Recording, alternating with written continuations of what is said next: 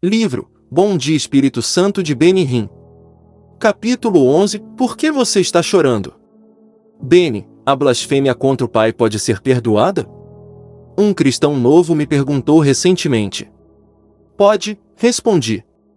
E a blasfêmia contra o Filho? Essa também pode ser perdoada, falei. Então, você pode me contar por que a blasfêmia contra o Espírito Santo não pode ser perdoada? Livre do medo, o assunto é problemático para muitas pessoas. Contudo, o Espírito me liberou do medo de cometer o pecado imperdoável. Ele esclareceu minha compreensão com tamanha revelação que não me preocupei mais com o assunto. Ele estava chorando em silêncio. No inverno de 1974, Deus abriu meus olhos para uma verdade tremenda em relação à natureza do Espírito Santo e o motivo pelo qual o Pai e o Filho deram um aviso final àqueles que blasfemassem contra o Espírito. Estava orando quando, repentinamente, soube que o Espírito de Deus estava em meu quarto e senti que ele estava chorando. Sei que sou estranho e devo confessar que não entendi completamente. No entanto, lembro-me de que estava de joelhos quando senti sua presença e senti que estava chorando bem baixinho. Você pode dizer, bem, como você sabia que era o Espírito? Para mim, questionar a realidade daquele momento seria questionar minha salvação, de tão real que a experiência era. Não consigo explicá-la ou compreendê-la, mas sei que aconteceu. A experiência era tão real que literalmente virei meu rosto para a esquerda e disse, Espírito do Senhor, por que está chorando? Não houve resposta. E, naquele momento, as lágrimas começaram a escorrer pelo meu rosto. Com meus olhos molhados, perguntei novamente, Espírito do Senhor, por que está chorando? De repente, todo o meu ser começou a chorar. Já não eram apenas lágrimas, a realidade do que senti foi tão grande que comecei a gemer. O sentimento vinha do fundo. Era como se eu estivesse muito machucado, como uma pessoa que tivesse acabado de perder um filho ou uma filha. O pranto profundo não parava. Fiquei chorando toda a noite e não conseguia dormir. E continuou, não por horas, mas por dias. Não foi planejado e, para dizer a verdade, não conseguia entender por que as lágrimas eram tão incontroláveis. No total, a experiência durou mais de 3 semanas. O fardo se tornou cada vez mais pesado. Senti como se alguém tivesse pegado uma carga de 1000 quilos, amarrado nas minhas costas, apertado bem, fechado com um cadeado e me deixado lutando sozinho. De fato, foi como se eu estivesse sobrecarregado com um fardo pesadíssimo e opressivo de tristeza. Essa é a única forma de descrever um fardo de tristeza. Arrastando-me sentia-me como o salmista quando escreveu, estou exausto de tanto gemer. De tanto chorar inundo de noite a minha cama, de lágrimas encharco o meu leito. Salmo 6,6 Lá estava eu, sofrendo e sem saber o porquê, arrastando-me procurando uma razão. Olhava para cima e dizia, Senhor, por quê? Orei para ser liberado daquele peso inexplicável sobre meus ombros. Naquele momento, Deus Todo-Poderoso transformou aquele peso de tristeza em um fardo pelas almas perdidas que eu nunca tinha sentido antes. O que começou com minha pergunta ao Espírito Santo, por que você está chorando, terminou com um fardo pelos perdidos que mudou a minha vida e nunca me abandonou, em nenhum momento, até o dia de hoje. Saí dessa experiência, apesar de ainda não compreendê-la totalmente, convencido de que o Espírito Santo se entristece pelo mundo. Estou totalmente persuadido que com lágrimas ele procura servos para espalhar o amor de Deus. Acredito que o Espírito do coração do Pai está entristecido com as necessidades da humanidade. Talvez naquelas semanas ele tenha me permitido sentir apenas um vislumbre da sua agonia pelos perdidos. Não tive dúvidas sobre qual seria o futuro de Benny Hinn. Sabia que devia pregar a mensagem do Pai, do Filho e do Espírito Santo. E não parei de fazer isso desde então. O Espírito é tão especial que quando ele encontra uma pessoa que ele pode usar, permite que ela sinta a batida do seu coração. Quando você tiver sentido a dor que o Espírito Santo sente, isso fica marcado em sua consciência e nunca irá deixá-lo. Você não apenas vê as necessidades da humanidade, você sente essas necessidades desesperadas como nunca antes.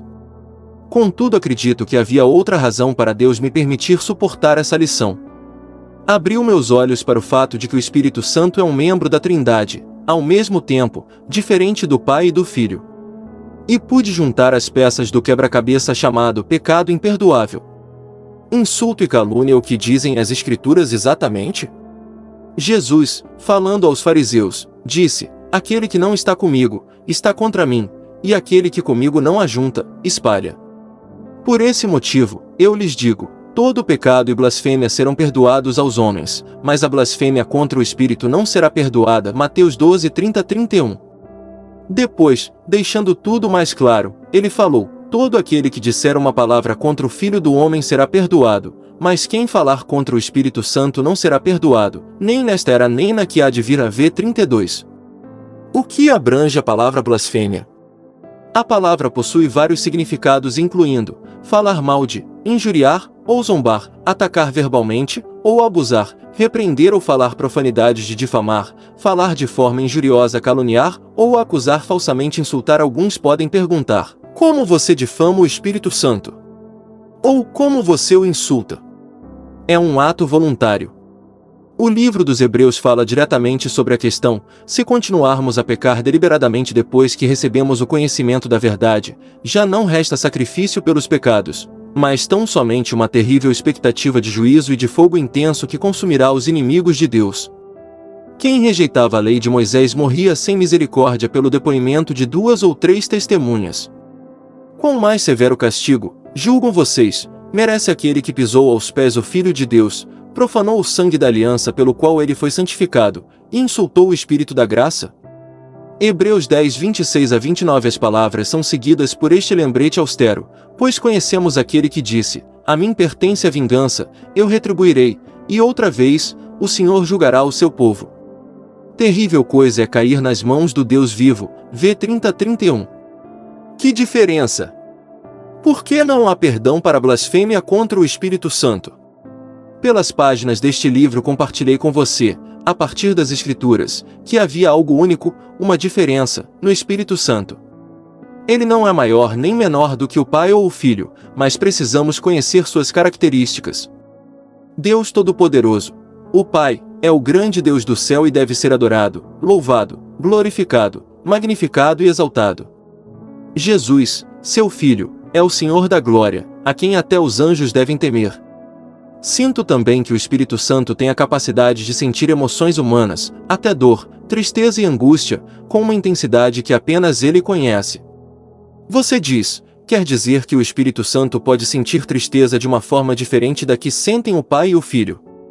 As Escrituras não dizem: não entristeçam o Pai ou o Filho. É sempre: não entristeçam o Espírito. Por quê? Acredito que é porque ele é tocado de uma forma profunda que, de alguma maneira, difere das que os outros membros da divindade experimentam. O próprio fato de Jesus dizer que uma palavra contra o Filho do Homem será perdoada, mas que uma palavra contra o Espírito Santo não será perdoada, indica que o Espírito Santo pode ser ferido. Por que o Pai diria: vocês entristeceram meu espírito? Em outras palavras, o Espírito de Deus foi afligido ou atormentado. E as Escrituras registram que, por isso ele se tornou inimigo deles e lutou pessoalmente contra eles. Isaías 63:10. Por que o Espírito Santo parece estar tão protegido? Talvez seja porque Deus Pai sabe quão terno é o Espírito. É quase como se Deus Pai estivesse dizendo: se tocar nele, nunca vou perdoá-lo. Por que o Espírito Santo é tão defendido por Cristo que Jesus diria: meu sangue consegue lavar todo o pecado menos esse? Ele até disse: mas quem blasfemar contra o Espírito Santo nunca terá perdão, é culpado de pecado eterno. Marcos 3:29. Por quê? Novamente é porque o Espírito Santo é diferente e seu coração pode facilmente ser tocado pela dor. Apesar disso, posso dar uma palavra de conforto? Antes de Jesus ter falado em blasfêmia, ele fez uma importante declaração que você deveria ler mais uma vez. Ele falou: aquele que não está comigo, está contra mim, e aquele que comigo não ajunta, espalha. Mateus 12:30. Se estiver trabalhando para Cristo, não cai na categoria de sua advertência. Quando o Senhor falou sobre a questão da blasfêmia, deixou absolutamente claro que estava exortando as pessoas que não estavam trabalhando com ele. Pergunte-se: estou com ele? Se a resposta for sim, então se pergunte: eu junto almas para ele? Se a resposta ainda for sim, você pode dizer: então, nunca vou blasfemar contra o Espírito. Você está preocupado? Uma vez, uma adolescente me procurou, convencida de que tinha blasfemado contra o Espírito Santo. Está preocupada? Lhe perguntei. Estou, ela falou com um olhar apreensivo. Senhorita, falei, o simples fato de estar preocupada significa que não blasfemou contra o Espírito. Entenda, blasfêmia é um ato de vontade que não carrega preocupação consigo. Blasfemar é amaldiçoar Jesus e dizer: não me importa com o que ele fez. É falar: quem se importa quão precioso é o sangue dele. Blasfêmia é insultar o que Deus fez e fazer isso conscientemente. Você diz: bem, como posso saber se nunca vou cometer esse pecado?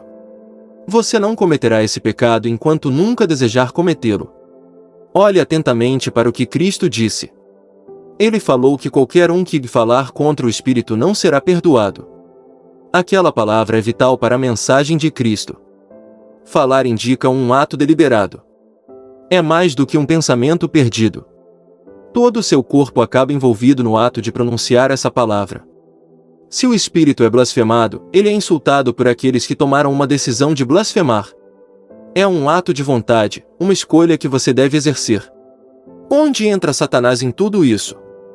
Por lidar com muitas pessoas na posição de ministro, sei como o demônio se aproxima e tenta encher suas mentes com pensamentos ruins sobre o Espírito Santo.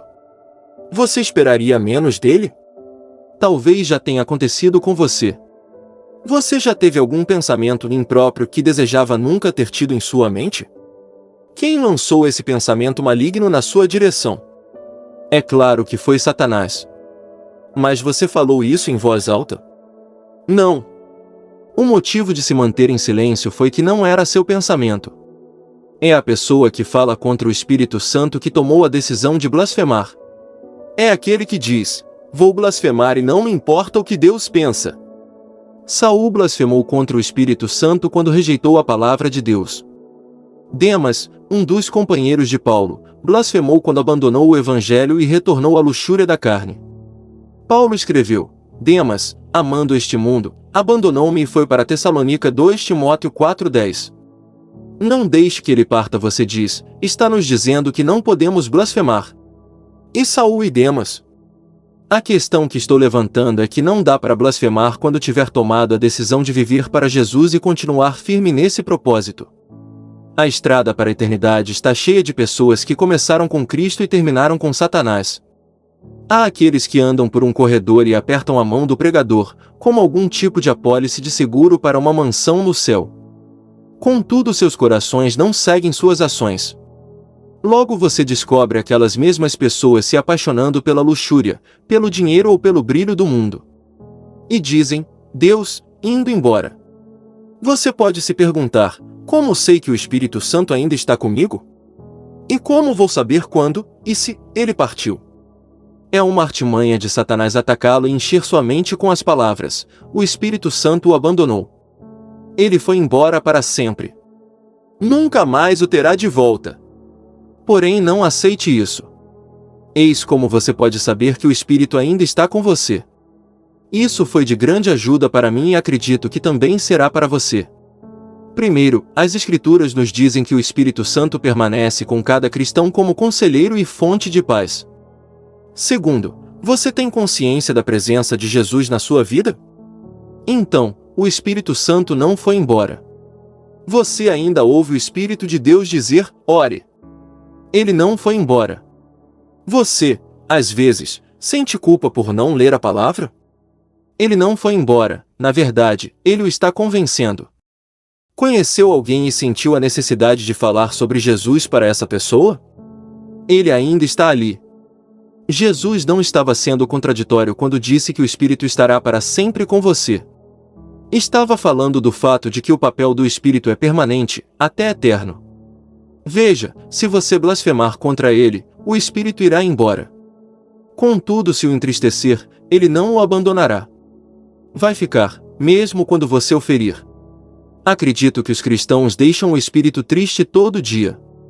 Eu, com certeza, sou culpado disso. Ferir o Espírito Santo é o pecado da igreja. É, por isso, que Paulo disse à igreja: não entristeçais o Espírito. Ele não estava dirigindo essas palavras aos incrédulos. E se eu fracassar? Você pode perguntar: como nós o entristecemos? Você faz isso quando não perdoa. Você o entristece quando diz algo feio ou errado. Porém, sua oração diária deve ser: abençoado Espírito de Deus, por favor, ajude-me hoje a não entristecê-lo. E se você falhar? Ele está mais do que ansioso por ouvi-lo dizer: por favor, perdoe-me. E vai perdoá-lo e purificá-lo 70 vezes 7. O Espírito Santo é tão gentil que mesmo a ferida mais leve lhe causaria dor. E quanto mais você o conhecer, mais entenderá seus sentimentos. Tantas vezes, com lágrimas, falei: Espírito Santo, perdoe-me pela angústia que lhe causei. No entanto, por favor, fique ao meu lado. Há momentos em que lhe falei: você pode me castigar, mas não me abandone.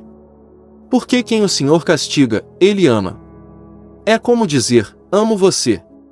Acredito que se uma pessoa permanece em um estado de falta de perdão, o Espírito do Senhor permitirá que atormentadores entrem nela. Foi o que Cristo contou a Pedro quando o discípulo perguntou: Senhor, quantas vezes deverei perdoar a meu irmão quando ele pecar contra mim?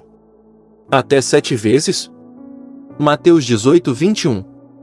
O Senhor respondeu: eu lhe digo, não até 7, mas até 70 vezes 7 v 22. Depois nos deu a parábola do servo impiedoso, que termina com o aviso: você não devia ter tido misericórdia do seu conservo como eu tive de você. Irado, seu senhor entregou-o aos torturadores, até que pagasse tudo o que devia. v 33, 34. Cristo concluiu a parábola dizendo: assim também lhes fará meu Pai Celestial, se cada um de vocês não perdoar de coração a seu irmão. v 35. Isso significa que o Espírito Santo retirou-se permanentemente? Não. Significa apenas que Deus removerá sua mão protetora daqueles que não perdoarem. Uma pessoa que blasfemou totalmente contra o Espírito Santo se encontra cheia dos demônios de Satanás. Porém, se você perguntar: você acredita que um demônio pode possuir um cristão que está cheio do Espírito Santo? De forma nenhuma. No entanto, acredito que uma pessoa que fez uma confissão de fé em Cristo, mas não está vivendo para o Senhor, que está vivendo sem perdão, pode ser influenciada por demônios. Eles podem ser perseguidos e até oprimidos pelos poderes das trevas, mas não possuídos. Pedro, por exemplo, disse: Senhor, você não vai morrer. E Jesus respondeu: afaste-se, Satanás. Pedro não estava possuído por Satanás. Estava influenciado. Há uma grande diferença. Jesus disse: por meio do Espírito, nunca vou deixá-lo nem desampará-lo. E isso, meu amigo, é uma boa notícia. E com ele ficando, é mais importante saber o que ele fará por nós do que as coisas que Satanás vai fazer contra nós. Você não pode fazer isso sozinho. Tenho certeza de que seu maior desejo é amar a Deus com seu espírito, alma e corpo. Porém, não importa quão forte é seu desejo, é absolutamente impossível alcançar seu objetivo sozinho. É imperativo que diga: Espírito Santo, estou pedindo que me ajude. Paulo escreveu à igreja de Roma: e a esperança não nos decepciona, porque Deus derramou seu amor em nosso coração, por meio do Espírito Santo que ele nos concedeu. Romanos 5:5.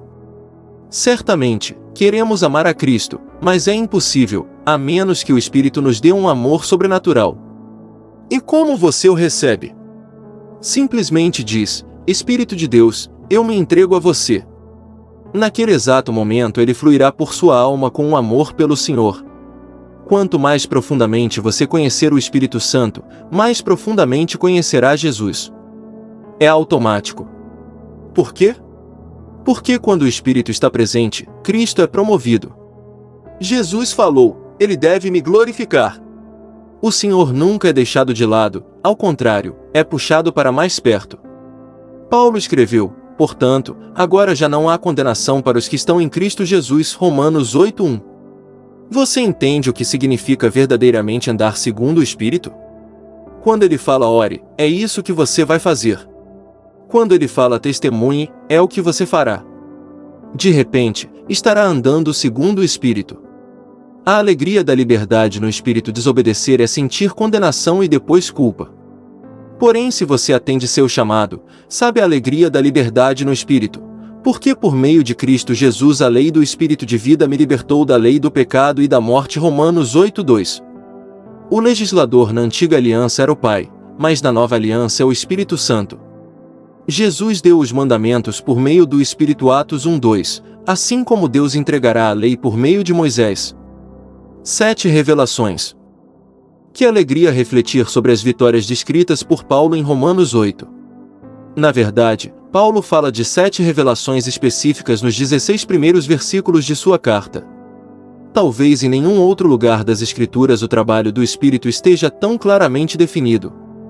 1. Há poder sobre o pecado. A primeira revelação diz que a lei do Espírito da vida o libertará do pecado e da morte. V1:2. Você dominará o pecado. 2. Ele irá cumprir a lei.